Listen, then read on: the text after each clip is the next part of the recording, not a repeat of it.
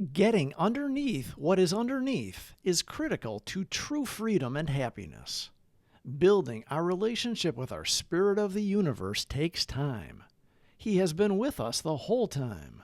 It has been us who hasn't engaged. All relationships take effort. If we ignore our significant other, only acknowledge them when we need something, that relationship will not grow. Same with our higher power. We are better people when we are less concerned with ourselves and have a real interest in others. We are seekers after all. That is how we find and keep on the spiritual plane. We're going to start with the Serenity Prayer, and then we'll go into the daily reflections. If you or someone you know are questioning yourselves about whether or not you're an alcoholic or whether they are an alcoholic or drug addict, reach out. We can help you. You don't have to do it alone.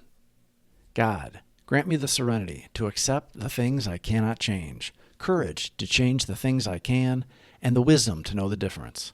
Grant me patience with the struggles that take time, and appreciation for all that I have, tolerance of those with different struggles, and the strength to get up and try again, one day at a time. Cleaning house, May 3rd. Somehow, being alone with God doesn't seem as embarrassing as facing up to another person. Until we actually sit down and talk aloud about what we have so long hidden, our willingness to clean house is still largely theoretical. 12 Steps and 12 Traditions, page 60.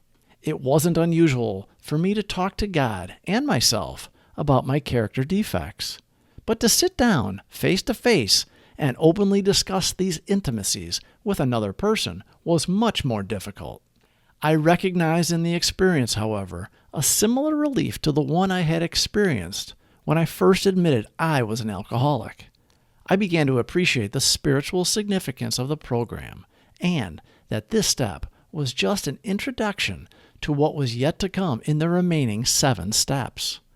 We had committed to ourselves that we were never going to tell certain things to anybody ever in life. We were going to take them to our grave. Telling what we did could land us in prison in some cases, and too many on our list were beyond embarrassing and appalling. When we are honest with another person, it confirms that we have been honest with ourselves and with God. What comes to us alone may be garbled by our own rationalization and wishful thinking. The benefit of talking to another person is that we can get his direct comment and counsel on our situation, and there can be no doubt in our minds what that advice is. Going it alone in spiritual matters is dangerous. That's right out of the big book.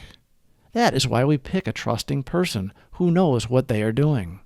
That is why in step 5, we pick a trusting person who knows what we are doing. It can be a spiritual advisor, a priest, minister, or rabbi, and most of the old-timers make use of their sponsors. Our sponsors have already guided us through the first 4 steps. They explained they were powerless like us and found a higher power which they believe can solve their problem. We understand our problem is our selfishness, and we drunk ourselves into oblivion because we were searching for the power. We found the power. It was not in the bottle. And we begin to align our will with that of our higher power. Our sponsor was there for us, kept us on track when we started to balk at step 4. He is a trusted member, and we know he is there to help us and to keep himself sober. No other motive. We find God through others, in and out of the program. The energy is real, and the longer we pray, our faith strengthens and we become less selfish. Our character defects spill out in our 5th step. We are relieved to know we are not unique. We all suffer from basically the same things, manifested in our own heads and actions, but they are all basically the same. Selfish self-centeredness, that we think is the root of our problem. Driven by 100 forms of fear, self-delusion, self-seeking, and self-pity, we step on the toes of our fellows and they retaliate, seemingly without provocation. That's where our resentments come from. Step 3 explained the issue.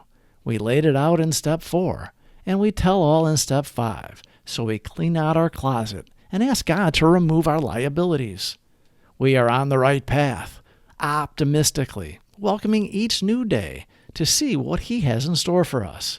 We are on the broad highway. Cleaning house, May 3rd. Somehow, being alone with God doesn't seem as embarrassing as facing up to another person.